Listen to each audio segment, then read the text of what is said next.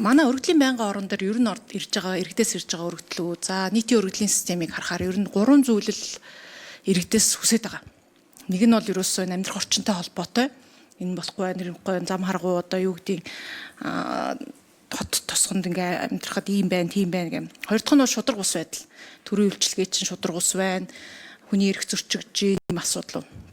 За гурав нь бол ерөөсөө амжиргаатай холбоотой асуудлууд. Ерөөсөө эдийн засгийн байдал иргэдийн өрхийн амжиргаатай холбоотой асуудал. Тэтгэр баг байна. Энийг нэмээч. Мах авч чадхаа бодлоо. Нөөт чинь дарамт нь өндөр байна. Багасгаа. Хүн амын орлогын албан татвар чинь бага байна. Багасгаа. Татвараа бууруулаа. Татвар дургуутаа гэхээсээ илүү авж байгаа салин ерөөсөө үнийн инфляцаас үүдээд авах худалдаа авалтын чанар нь өдөр бүр муудаад байна. Тэр энэ бол амжиргаа муудаж байгааг нь л илэрч штэ. Иймэрхүү хүсэлтүүд одоо иргэдээс хэрэг байна гэхээр тэгээд төсвийн хүрээний мэдээллийг бол засгийн газраас 5 сарын 1-ний өдөр улсын хуралд өргөн мэдүүлсэн. Би бас хэлсэн та бүхэн орлого зарлагыг харахаар төсвийн нэгдсэн суур тэнцэл маань нөгөө хуульд заасан хамгийн дээд хязгаар бүр 2% дээрээ шахаад ороод ирсэн байгаа.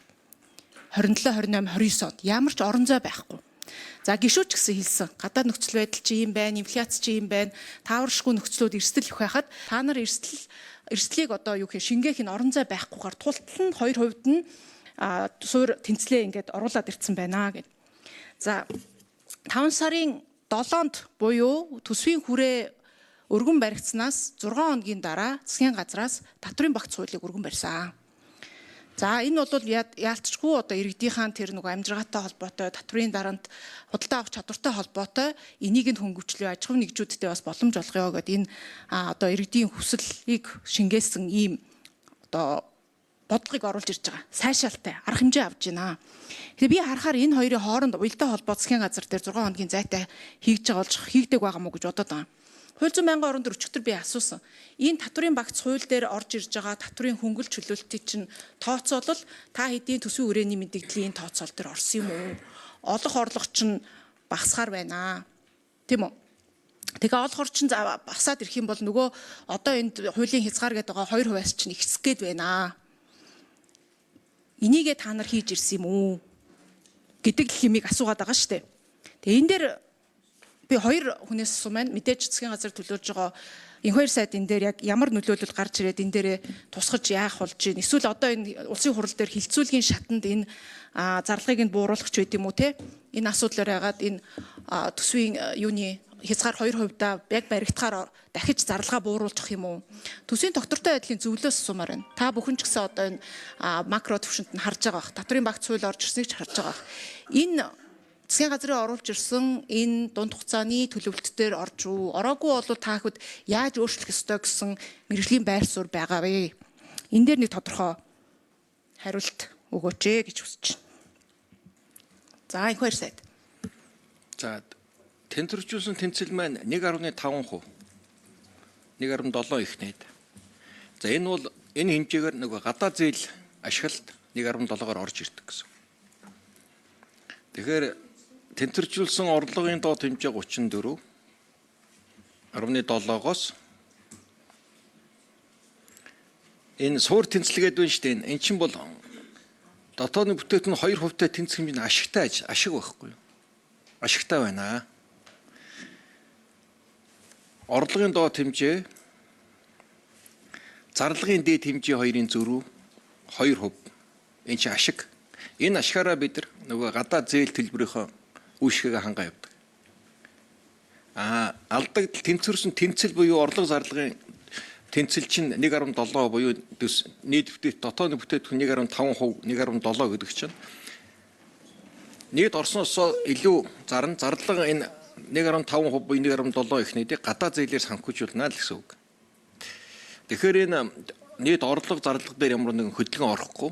Энэ бол яг төсвийн тусгай шаардлагадаа нийцүүлээд оруулж ирж байгаа тоонууд шүү. Энэ тоо хөдлөхгүй тоонууд. За энэ хоёр сайд миний бодлоор энэ төсвийн хуулийг энэ хязгаарыг буруу тайлбарлаад байх юм. Сангийн яам тайлбарлах юм уу? Та нар дээд хязгаартай оруулаад ирсэн байгаа шүү дээ. Одоо тэгээд орлогочин буураад ирэхээр энэ тоо чинь ихсэн шүү дээ. Тэгэхээр нөгөө хууль зөрчих гээд шүү дээ. Одоо төсвийн доктортой байдал чинь энэ дээр дүгнэлт гаргаад 2% дээр л яг уу ингээд яатсан байна. Ямар ч орон зайгүй байгаа гэд төлөвлөсөн байна гэж хэлээд байгаа зү. За тэгвэл төсвийн доктортой байдлын зөвлөөс хариул энэ дээр сангийн яам бас бэлжээ. Энэ одоо ойлгомжтой асуудал үстэй. Тэгээ энэ хоёр сайдаа бас ингэж гуйлж болохгүй юм чинь. За хаана гэж хуу төсвийн доктортой байдлын микрофоныг юу гэж хэлэх вүлээ? За энэ дэр гээд тийшээ энэ дэр очиж хариулах юм байна.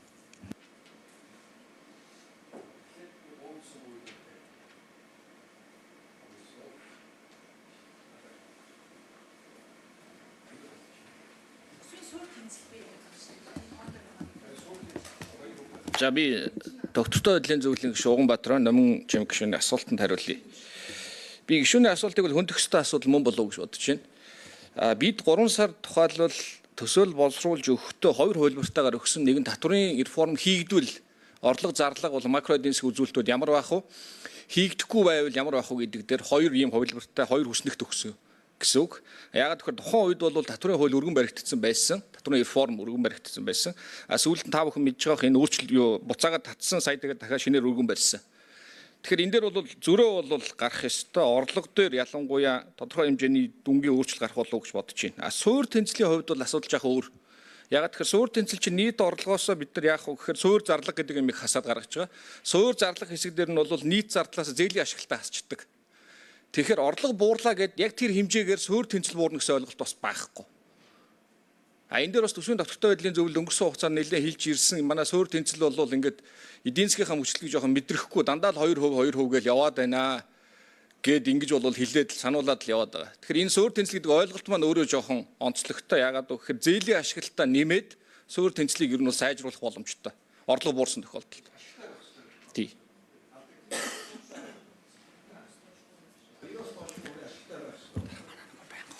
За.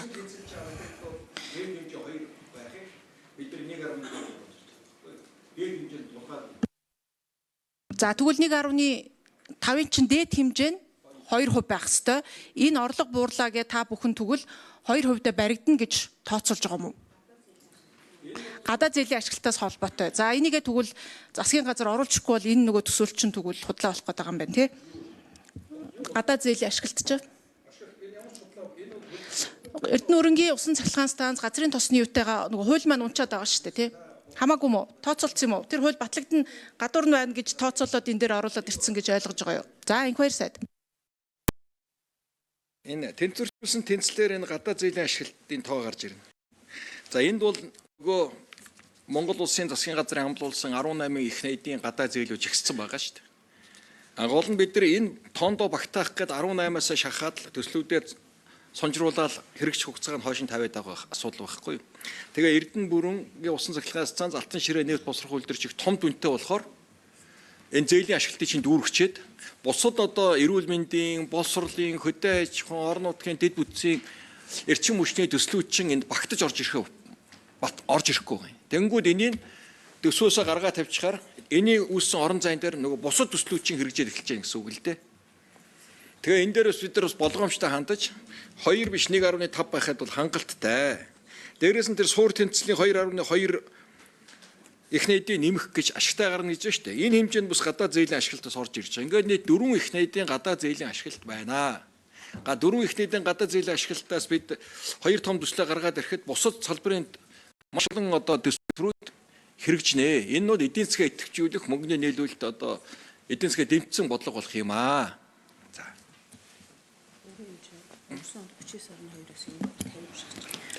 За ойлголоо. Энэ тоон тэгвэл тэр тэнцвэржүүлсэн тэнцэл дээрээ яан та бүхэн бас наривчлсан тоонуудаа энийг төсвөрийн доктортой байдлын зөвлөж гисэн бас энэ хилцүүлгийн явцад одоо төсвийн байнгын хороо эдийн засгийн байнгын хороон дээр эн чинь эцлэгдэж явах ёстой бас анхаарч ажиллаж байгаа байх гэж ойлгож байна. Түрүүн хэлсэн баасан чаргал гишүүн хэлжсэн үдийн хоол ерөнхий боловсролын сургуулийн үдийн хоолны хөтөлбөрийн асуудлаар иргэдээс ирсэн өргөдөлтийн бичний үрдийн дагуу бид бас ажлын хэсэг гаргаад ажиллаж байгаа.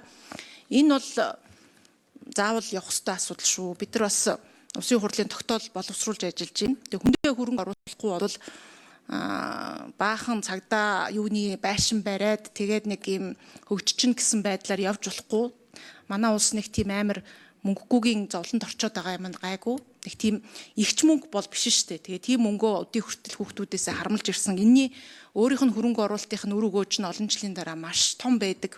Тэгээ энийг л манай засгийн газар бас ойлгож яг энэ 27 оны төсөвдөрөө энийг нь та бүхэн боловсролын яамнаас ерөнхийдөө тоо мэдээллийг нь татаад авчиж үзэж байгаа байх.